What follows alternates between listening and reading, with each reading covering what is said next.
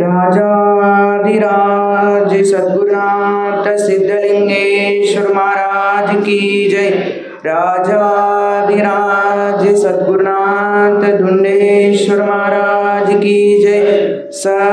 साधु संत महाराज की जय। श्री गुरुदेव दत्त दत्तवधूत। ನನ್ನ ಗುರುವರ್ಯರಾದಂಥ ಶ್ರೀ ಶ್ರೋತೀಯ ಬ್ರಹ್ಮನಿಷ್ಠರಾದಂಥ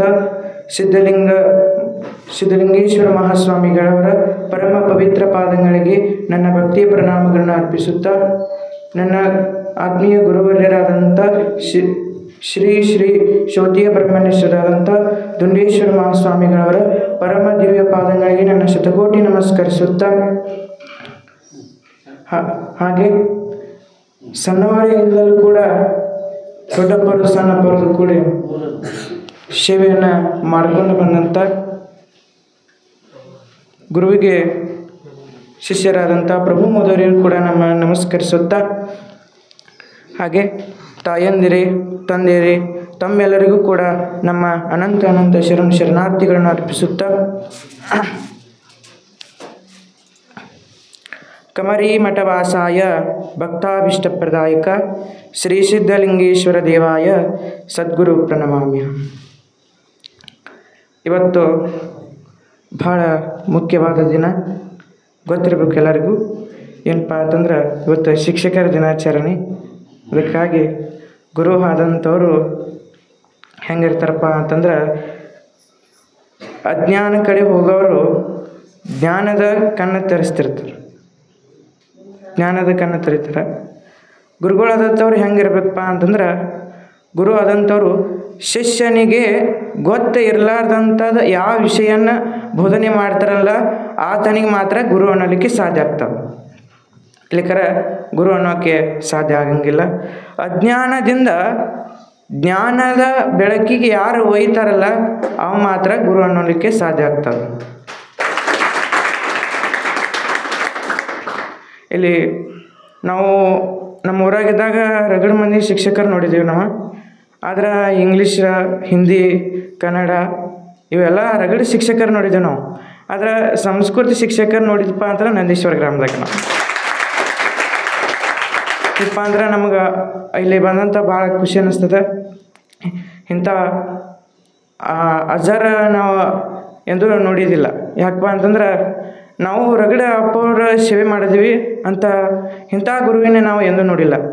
ಬ್ರಹ್ಮದೇವಗ ಈ ಕೈಯಲ್ಲಿರ್ತಕ್ಕಂಥ ಬ್ರಹ್ಮ ಬರಿತಾನ, ಆದ್ರೆ ಬರೆದ್ರೆ ಅಳ್ಸೋಕೆ ಸಾಧ್ಯ ಇಲ್ಲ. ಅವನು ಅಳ್ಸೋಕೆ ಸಾಧ್ಯ ಇಲ್ಲ. ಹನಿಬರನ ಅಳ್ಸೋಕೆ ಅವನಿಂದ ಬರೆದು ಬಿಟ್ಟಿರ್ತಾನೆ, ಆದರೆ ಅಳ್ಸೋಕೆ ಸಾಧ್ಯ ಇಲ್ಲ. ಆದ್ರೆ ಆ ಅಳಿಸುವಂಥ ಶಕ್ತಿ ಯಾರಲ್ಲಿ ಇರ್ತೈತಪ್ಪ ಅಂತಂದ್ರೆ ಶ್ರೀ ಶ್ರೋತೀಯ ಬ್ರಹ್ಮನಿಷ್ಠರಾದಂಥ ಸಿದ್ಧಲಿಂಗೇಶ್ವರ ಮಹಾಸ್ವಾಮಿಗಳಂತ ಇರ್ತೈತೆ ಅನ್ನೋ ಮಾತನ್ನು ಹೇಳ್ತಾ,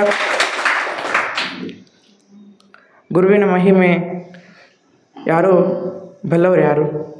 ಗುರುವಿನ ಮಹಿಮೆ ಭಾಳ ಅಪಾರವಾಗಿರ್ತದೆ. ಗುರು ಯೋಗಿ ಆದಂಥವ್ರು ಹೆಂಗೆ ಪರೀಕ್ಷೆ ಮಾಡ್ತಾರಪ್ಪ ಅಂತಂದ್ರೆ ಗೊತ್ತಿರಂಗಿಲ್ಲ ರೀ.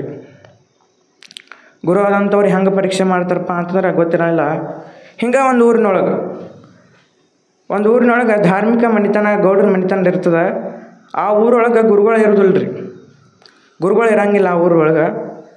ನಾವು ಗುರುಗಳಿಲ್ಲ ನಮ್ಮ ಊರಾಗ ಗುರುಗಳು ಇರ್ಲಿಕ್ಕಪ್ಪ ಅಂತಂದ್ರೆ, ಗುರು ಇದ್ರನ ಏನಾದರೂ ಒಂದು ಸಾಧನೆ ಏನಾದರೂ ಕಲಿಯಲಿಕ್ಕೆ ಮಾಡೋಕ್ಕೆ ಬರ್ತದೆ. ಆದರೆ ಒಂದು ಊರಿನಾಗ ಗುರುನೇ ಇರಲಿಲ್ಲಪ್ಪ ಅಂತಂದ್ರೆ ಏನೂ ಮಾಡಲಿಕ್ಕೆ ಬರಲ್ಲ, ಎಲ್ಲ ಹಾಳಾಗಿ ಹೋಗ್ತದೆ. ಅದಕ್ಕಾಗಿ ಊರಿನ ಗೌಡ್ರು ಏನು ಮಾಡ್ತಾರಪ್ಪ ಅಂತಂದ್ರೆ, ನಮ್ಮ ಊರಾಗ ಗುರುಗಳಿಲ್ಲ ಅಂಥೇಳಿ ತಿಳ್ಕೊಂಡು ಊರ ಪಕ್ಕಕ್ಕೆ ಒಂದು ಕಾಡು ಇರ್ತದೆ. ಕಾಡಿನೊಳಗೆ ಒಂದು ಶಿವನ ದೇವಸ್ಥಾನ ಇರ್ತದೆ. ಶಿವನ ದೇವಸ್ಥಾನದೊಳಗೆ ಒಬ್ಬರ ಮಹಾ ತಪಸ್ವಿನಿ ಗುರುಗಳು ತಪಸ್ಸು ಮಾಡ್ತಿರ್ತಾರೆ. ಆವಾಗ ತಪಸ್ಸು ಮಾಡುವಂಥ ಸಮಯದೊಳಗೆ ಗುರುಗಳಿಗೆ ನಾವಿನ್ನು ಜ್ಞಾನ ಎಲ್ಲ ಮುಗೀತು, ನಾವಿನ್ನು ಊರಿಗೆ ಹೋಗಬೇಕು, ಭಿಕ್ಷಾ ಮಾಡ್ಕೊಂಡು ಬರಬೇಕಂತ ತಿಳ್ಕೊಂಡು ಆ ಗುರುಗಳು ಎಲ್ಲಿ ಹೋಗ್ತಾರಪ್ಪ ಅಂತಂದ್ರೆ ಆ ಗೌಡ್ರ ಮನೆಗೆ ಹೋಗ್ತಾರೆ. ಗೌಡ್ರ ಪತಿಯವರು ಒಳಗೆ ಅಡುಗೆ ಮಾಡ್ತಿರ್ತಾರೆ. ಅಡುಗೆ ಮಾಡ್ತಿರೋ ಸಮಯದೊಳಗೆ ಭವತಿ ಭಿಕ್ಷಾಂದೇಹಿ ಅಂತಾರೆ ಅವ್ರ ಗುರುಗಳು. ಭವತಿ ಭಿಕ್ಷಾಂದೇಹಿ ಅಂತಂತಲೇ ಅವ್ರ ಮನೆಯೊಳಗೆ ಕೇಳಿಸೋದಲ್ರಿ ಯಾರಿಗೂ. ಅನಂತಲೇ ಆ ಗೌಡನ ಹೆಂಡತಿ ಏನು ಮಾಡ್ತಾಳಪ್ಪ ಅಂತಂದ್ರೆ ಸಣ್ಣ ಮಗಳನ್ನ ಕಳಿಸ್ತಾಳೆ. ಒಂದು ಅದು ಪರಾತದೊಳಗೆ ಅಕ್ಕಿ ಹಣ್ಣುಗಳನ್ನ ಹಾಕಿ ಕಳಿಸ್ತಾಳೆ. ಅವ್ರು ಗುರುಗಳ ತೆಗೆ ಬರ್ತಾಳೆ, ತಂಗಿಗೆ ಬರ್ತಾಳೆ. ಬಂದು ಗುರುಗಳ ಜೋಳಿಗೆ ಒಳಗೆ ಆ ಹಣ್ಣು ಹಾಕಿರೋಂಥ ತಾಯಿ ಏನು ಕೊಟ್ಟಿರ್ತಾಳೆ ಜೋಳಿಗೆ ಒಳಗೆ ಹಾಕ್ತಾಳೆ. ಹಾಕಿ ಗುರುಗಳು ಒಳ್ಳೇದಾಗಲಿ ಅಂತ ಹೇಳಿ ತಿಳ್ಕೊಂಡು ಹೋಗಿಬಿಡ್ತಾಳೆ. ಆ ಮಗಳು ಅವನ ಮುಂದೆ ಹೋಗಿ ಹೇಳಂಗಿಲ್ಲ ರೀ, ಮರೆತು ಬಿಡ್ತದೆ. ಆಮೇಲೆ ಸಂಜೆ ಆಗಿತ್ತು, ತಂದೆ ಬರ್ತಾನೆ. ತಂದೆ ಊರು ಹಿರಿಮನೆತನವ್ರದ್ದು ಗೌಡ್ತನ ಹಿರಿತನ ಮಾಡಕ್ಕೆ ಹೋಗಿರ್ತಾರೆ. ಮನೆಗೆ ಬರ್ತಾರೆ. ಮನೆಗೆ ಬಂದ ಆ ಮಗಳನ್ನ ತೊಡಿ ಮೇಲೆ ಕುಣಿಸ್ಕೊಂಡು ಹಿಂದಾಗಿದ್ದು ಅಂತ ಚರಿತ್ರೆ ಇನ್ನೂ ಒಳ್ಳೆಯ ಮಾತುಗಳನ್ನ ಹೇಳ್ತಿರ್ತಾರೆ ಮಗಳಿಗೆ. ಆ ಸಮಯದೊಳಗೆ ಮಗಳ ಅಪ್ಪ ಇವತ್ತು ನಮ್ಮ ಮನೆಗೆ ಒಬ್ಬರು ಮಹಾತ್ಮವರು ಬಂದಿದ್ದರು ಜೋಳಿಗೆ ಭಿಕ್ಷೆ ಹಿಡ್ಕೊಂಡು. ನಮ್ಮ ಅವ್ವ ಇವತ್ತು ನನಗೆ ಅಕ್ಕಿ ಮತ್ತು ಹಣ್ಣುಗಳನ್ನ ಹಾಕ್ಯಾಳ, ಜೋಳಿಗೆ ಒಳಗೆ ಹಾಕಿ ಬನ್ನಿ, ಅವರು ಒಳ್ಳೆಯದಾಗಲಿ ಅಂಥೇಳಿ ಮಾಡಿ ನನಗೆ ಆಶೀರ್ವಾದ ಮಾಡಿ ಹೋದರು ಅಂಥೇಳಿ ಅವರು ಭಿಕ್ಷಾ ತೊಗೊಂಡು ತಮ್ಮ ಸ್ಥಾನಕ್ಕೆ ಹೋಗಿಬಿಟ್ಟಿರ್ತಾರೆ. ಶಿವನ ದೇವಸ್ಥಾನಕ್ಕೆ ಹೋಗಿರ್ತಾರೆ. ಅನಂತಲೇ ಅವರ ತಂದೆಯವ್ರಿಗೆ ಭಾಳ ಚಿಂತಿತ್ತು. ಇಂಥ ನಮ್ಮ ಮನೆಗೆ ಮಹಾತ್ಮರು ಬಂದಾರಪ್ಪ ಅಂತಂದ್ರೆ ಸಾಮಾನ್ಯ ಮಾತಲ್ಲ ಅಂತ ತಿಳ್ಕೊಂಡು ಗುರುಗಳು ಅಲ್ಲೇ ತಮ್ಮ ಅಂತಸ್ತಿಗೆ ಹೋಗಿ ಕುಂಡಿರ್ತಾರೆ. ಜ್ಞಾನದೊಳಗೆ ಕೂತು ಬಿಡ್ತಾರೆ. ಕೂತು ಇವ್ರು ಏನು ಮಾಡ್ತಾರಪ್ಪ ಅಂತ ಊರಿನ ಗೌಡರು ಊರಾಗ ಹೋಗಿ ಊರಿನ ಮಂದಿಗೆಲ್ಲ ಮುಟ್ಟಿಸಿ ಇಲ್ಲ ಗುರುಗಳನ್ನ ಕರ್ಕೊಂಡೇ ಬರಬೇಕು, ನಮ್ಮ ಊರಿಗೆ ಗುರು ಇರ್ಲಿಕ್ಕೆ ನಮಗೆ ಮುಕ್ತಿ ಸಿಗಂಗಿಲ್ಲ ಅಂತ ಹೇಳ್ತಾರೆ ಅವ್ರು. ಮತ್ತು ಗುರು ಇರ್ಲಿಕ್ಕೆ ಮುಕ್ತಿ ಬೇಕಿರಲ್ಲ, ಗುರು ಇರ್ಲಿಕ್ಕೆ ಮುಕ್ತಿ ಸಿಗಂಗಿಲ್ಲ ದೇಹಕ್ಕೆ. ಮುಕ್ತಿ ಯಾರು ಕೊಡ್ತಾರಪ್ಪ ಅಂದ್ರೆ ಗುರುನ ಕೊಡ್ತಾನೆ. ಇಲ್ಲ ಹಿಂಗೆ ಮಾಡಿ ನಮ್ಮ ಊರು ಹಾಳಾಗಿ ಹೋಗ್ತದೆ, ನಮ್ಮ ಊರಿಂದ ಇನ್ನೊಂದು 4 ಊರು ಒಳ್ಳೇದಾಗ್ತದೆ, ಅದಕ್ಕೆ ನಾವು ಗುರುಗಳನ್ನ ಕರ್ಕೊಂಡೇ ಬರಬೇಕಂತ ತಿಳ್ಕೊಂಡು ಎಲ್ಲ ಗಾಡಿ ಸಜ್ಜು ಮಾಡ್ಕೊಂಡು ಎಲ್ಲ ಮೆರವಣಿಗೆ ತೊಗೊಂಡು ಆರತಿ ಕುಂಭಮೇಳ ತೊಗೊಂಡು ಎಲ್ಲ ಹೆಣ್ಮಕ್ಳು ಊರನ್ನ ಮನೆ ಎಲ್ಲ ಕಾಡಿಗೆ ಹೋಗ್ತಾರೆ. ಜ್ಞಾನದೊಳಗೆ ಗುರುಗಳು ಕೂತಿರ್ತಾರೆ. ಗುರುಗಳ ನಮ್ಮ ಮನೆಗೆ ಬಂದಿರಿ, ಕ್ಷಮಿಸಿರಿ, ಇವತ್ತು ನಮ್ಮ ಊರಿಗೆ ಬಂದು ನಮ್ಮನ್ನು ಉದ್ಧಾರ ಮಾಡಿರಿ ಅಂತ ತಿಳ್ಕೊಂಡು ಅವರು ಗುರುಗಳಿಗೆ ಭಾಳ ಬೆಳ್ಕೊಂತಲೇ ಆಯ್ತುರಿಪ್ಪ ನಿಮ್ಮ ಊರಿಗೆ ಬಂದು ನಾವು. ಆದ್ರೆ ನನ್ನದೊಂದು ಶಪಥದ, ನಾ ನಿಮ್ಮ ಊರಿಗೆ ಬರಬೇಕಪ್ಪ ಅಂತಂದ್ರೆ ನೀವೆಲ್ಲರೂ ಲಿಂಗ ದೀಕ್ಷೆಯನ್ನು ಪಡ್ಕೋಬೇಕಂತ ಹೇಳ್ತಾರೆ ಅವರು. ಲಿಂಗ ದೀಕ್ಷೆಯನ್ನು ಪಡ್ಕೋಬೇಕು ಅಂದ್ರೆ ನಾವು ಬರ್ತೀವಿ, ಇಲ್ಲಾಂದ್ರೆ ಬರೋದಿಲ್ಲ ಅಂತ ಹೇಳ್ತಾರೆ ಅವರು. ಊರಿನ ಗೌಡ ಆಯ್ತು ರೀ ಅಪ್ಪಾರ ಅಂಥೇಳಿ ಊರನ್ನ ಮಂದೆಲ್ಲ ಆಯ್ತು ರೀ ಅಪ್ಪ ಅಂತ ಹೇಳ್ತಾರೆ. ಗುರುಗಳನ್ನ ಗಾಡ್ಯಾಗ ಮೆರವಣಿಗೆ ಒಳಗೆ ಕುಂಡಿಸ್ತಾರೆ. ಎಲ್ಲರೂ ಗುರುಗಳನ್ನ ಮನೆಗೆ ಕರ್ಕೊಂಡು ಹೋಗ್ತಾರೆ. ಗೌಡ್ರ ಮನೆಯೊಳಗೆ ಗುರುಗಳು ಹೋಗ್ತಾರೆ. ಹೋಗಿ ಪಾದಪೂಜೆ ಮಾಡ್ತಾರೆ. ಗುರುಗಳು ಹೇಳ್ತಾರೆ, ಇವತ್ತು ನಿಮಗೆ ನಾಳೆ ಲಿಂಗ ದೀಕ್ಷೆಯನ್ನು ಕೊಡ್ತೈತಿ, ನಾಳೆ ಎಲ್ಲರೂ ಬೆಳಿಗ್ಗೆ ನಮ್ಮ ಈ ಪೂಜೆ ಇರ್ತದೆ ಬರ್ರಿ ಅಂಥೇಳಿ ಗುರುಗಳು ಹೇಳ್ತಾರೆ. ಗುರುಗಳು ರಾತ್ರಿ ಬೆಳತನ ಎಲ್ಲ ತಪಸ್ಸಿಕೊಂಡಿರ್ತಾರೆ. ಬೆಳಿಗ್ಗೆ ಆಗ್ತದೆ. ಹಾಗೆಲ್ಲ ಊರನ್ನ ಮಂದೆಲ್ಲ ಹೋಗ್ತಾರೆ ಗುರುಗಳ ಕಡೆ. ಹೋಗಿ ಗುರುಗಳು ತಮ್ಮ ಪೀಠದ ಮೇಲೆ ಕೂತಿರ್ತಾರೆ. ಕೂತಂಥ ಸಮಯದೊಳಗೆ ಎಲ್ಲ ಹಿರಿಯರು ಎಲ್ಲ ಊರಿನ ಮಂದೆಲ್ಲ ಬಂದು ನಿಂತಿರ್ತಾರೆ ಗುರುಗಳ ಮುಂದೆ. ಎಲ್ಲರೂ ಲಿಂಗ ದೀಕ್ಷೆ ತೊಗೊಳಕ್ಕೆ ತಯಾರಾಗ್ಯಾರಿ ಅಂತ ಕೇಳ್ತಾರೆ ಗುರುಗಳು. ಆಯ್ತು ರೀಪ್ಪ ತಯಾರಾಗಿದ್ದೀವಿ ಅಂತ ಹೇಳ್ತಾರೆ. ತಮ್ಮ ಬಾಜುಕಲ್ಲಿ ಇರ್ತಕ್ಕಂಥ ಒಂದು ಪೆಟ್ಟಿಗೆ ಇರ್ತದೆ ಗುರುಗಳು.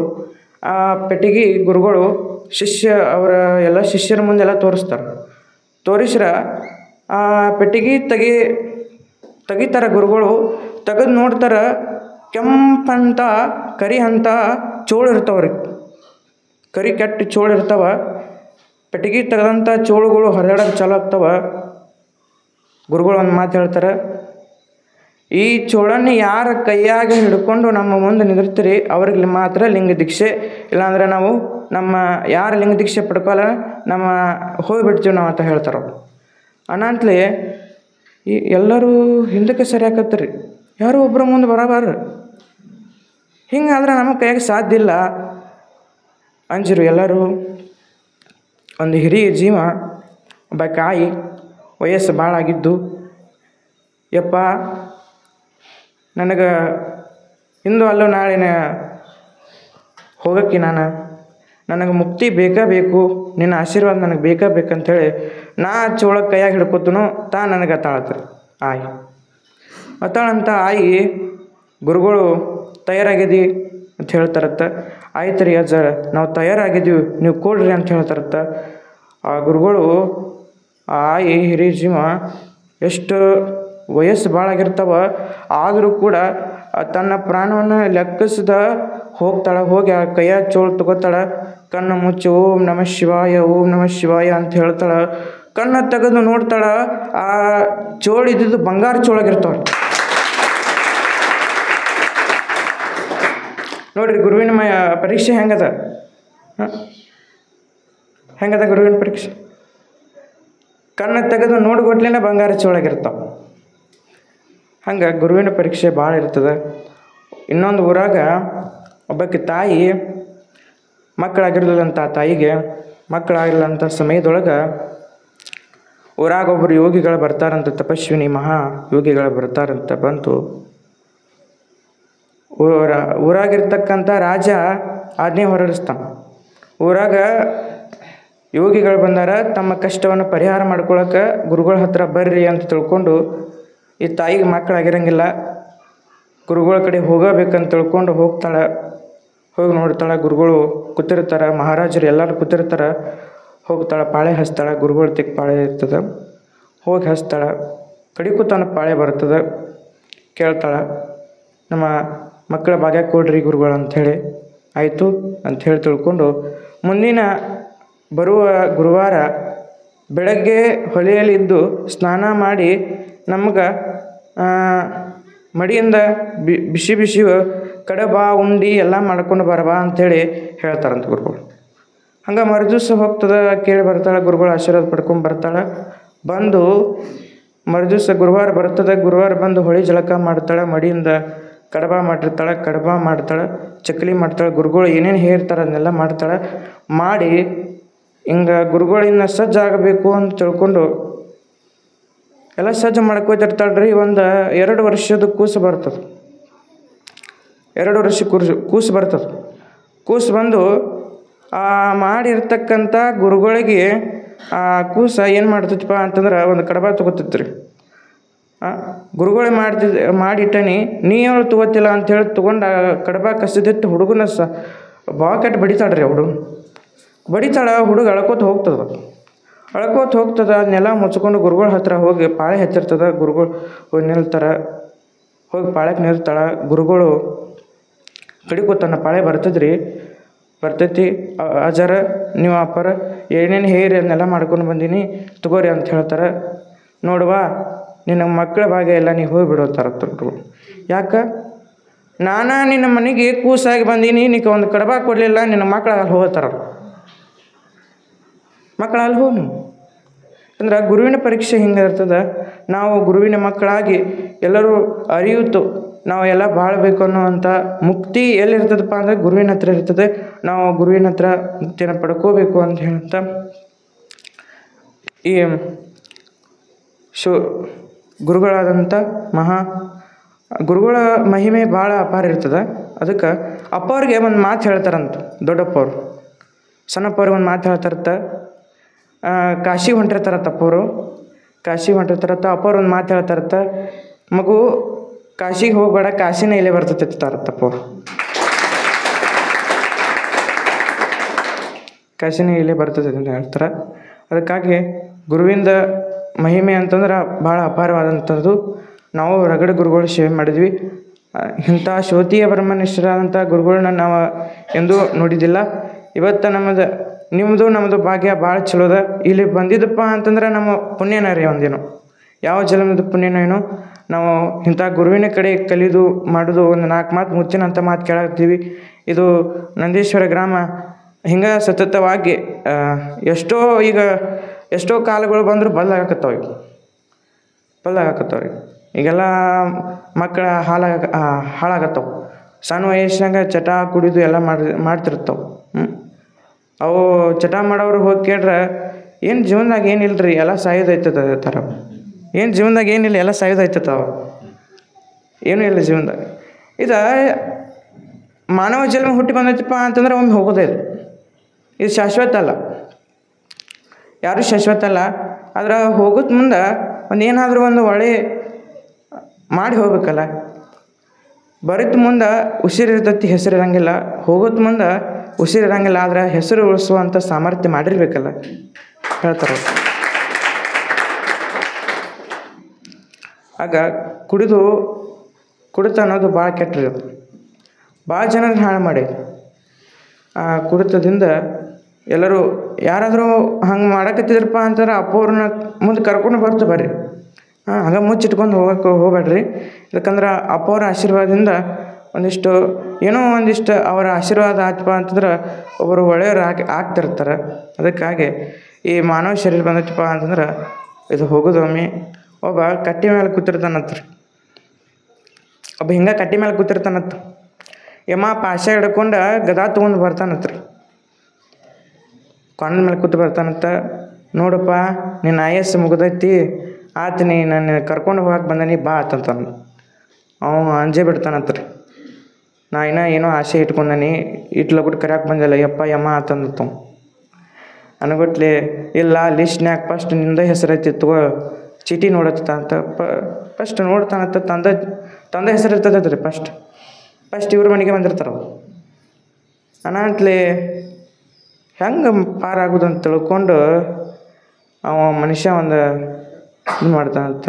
ಮನೆಗೆ ಬರ್ರಿ ಎಂಬುದರ ಮನೆಗೆ ಹೋಗೋಣ ಅಂತೇಳಿ ತಿಳ್ಕೊಂಡು ಎಂಬುದರ ಕಾಲಿಗೆ ನೀರು ಹಾಕ್ತಾನಂತ. ಒಳಗೆ ಹೋಗ್ತಾನಂತ. ಚಾಪಿ ಹಾಸ್ತಾನಂತ. ಚಾಪಿ ಹಾಸಿ ಕುಂಡ್ರಿಸಿ ಎಲ್ಲ ಹಣ್ಣು ಕೊಡ್ತಾನಂತ, ಎಲ್ಲ ಇಡ್ತಾನಂತ. ನೀವು ಇಲ್ಲೇ ಕುಂಡ್ರಿ ನಾ ಒಳಗೆ ಹೋಗಿ ಬರ್ತೀನಿ ಅಂತ ತಿಳ್ಕೊಂಡು ಆ ಹಾಲಿನ್ಯಾಗ ಗ್ಲಾಸ್ನ್ಯಾಗ ಒಂದು ನಿದ್ದೆ ಗುಳಿಗೆ ಹಾಕ್ತಾನೆ ರೀ. ಮತ್ತು ನಿದ್ದೆ ಗುಳಿಗೆ ಹಾಕಂತಲೇ ಮತ್ತು ಅದ್ರ ಕೆಲಸ ಚಾಲು ಮಾಡೋದ್ರಲ್ಲ ಅದ್ಯಾಕೆ ಬಿಡ್ತದೆ. ನಿದ್ದೆ ಗುಳಿಗೆ ಹಾಕಿ ಯಾವ್ದಾರ ಕುಡಿಸ್ತಾನೆ. ಮತ್ತು ಗುಳಿಗೆ ಒಳಗೆ ಹೋಗಂತಲೇ ಅದ್ರ ಕೆಲಸ ಚಾಲು ಮಾಡ್ತದೆ. ಕೆಲಸ ಚಾಲು ಮಾಡೋದು ಅದು ಅಂತಲೇ ಯಮದರ ಮಕ್ಕೊಂಡು ಬಿಡ್ತಾನೆ. ಮಕ್ಕಳ ಅಂತಲೇ ಅದು ಯಮದರ ಇರ್ತಕ್ಕಂಥ ಚೀಟಿ ಬಡ ಹೋಗಿ ಕಂಪ್ಯೂಟರ್ ಏನೋ ಮಾಡ್ತಿರ್ತಾರೆ. ಜೆರಾಕ್ಸ್ ಅಂಗಡಿ ಹೋಗಿ ಫಸ್ಟ್ ಇದ್ದಿದ್ದು ಹೆಸರು ಲಾಸ್ಟ್ ಹಾಕೋತಾನೆ. ಲಾಸ್ಟ್ ಹಾಕೊಂಡು ಬಂದು ಯಮದರ ಕಡೆ ಇರ್ತಾನೆ. ಯಮದರ ಹೇಳ್ತಾನೆ, ಯಪ್ಪ ಇವತ್ತು ತನ್ನಿನ ಆದಿಪ್ಪ, ನಾ ಎಷ್ಟೋ ಮಂದಿನ ಹಿಂಗೆ ಕರ್ಕೊಂಡು ಬರೋಕ್ಕೆ ಹೋಗೀನಿ. ಆದ್ರೆ ನಾನು ಇಷ್ಟು ಉಪಕಾರ ಮಾಡಿ ಇಟ್ಟು ಉಣಿಸೋದು ಯಾವತ್ತೂ ನಾ ಮಕ್ಕೊಂಡಿದ್ದಿದ್ದಿಲ್ಲ. ಯಾವತ್ತೂ ನಾ ಕರ್ಕೊಳಗ ಕಾಲ ಕಳೆದೀನಿ. ಯಾವತ್ತೂ ನಾವು ಅಷ್ಟು ನಿದ್ದಿನ ಮಾಡಿಲ್ಲ. ನಿನ್ನಿಂದ ಧನ್ಯ ಆದ್ನಿಪ್ಪ ಅಂಥೇಳಿ ಇನ್ನೇನು ನಾ ಏನು ಫಸ್ಟ್ ಹಿಡ್ಕೊಂಡು ಹೋಗಲ್ಲಪ್ಪ, ಇನ್ನು ಲಾಸ್ಟ್ ಹಿಡ್ಕೊಂಡು ಬರ್ತೀನಿ ತಮ್ಮ. ನೋಡ್ರಿ ಹೆಂಗೈತಿ.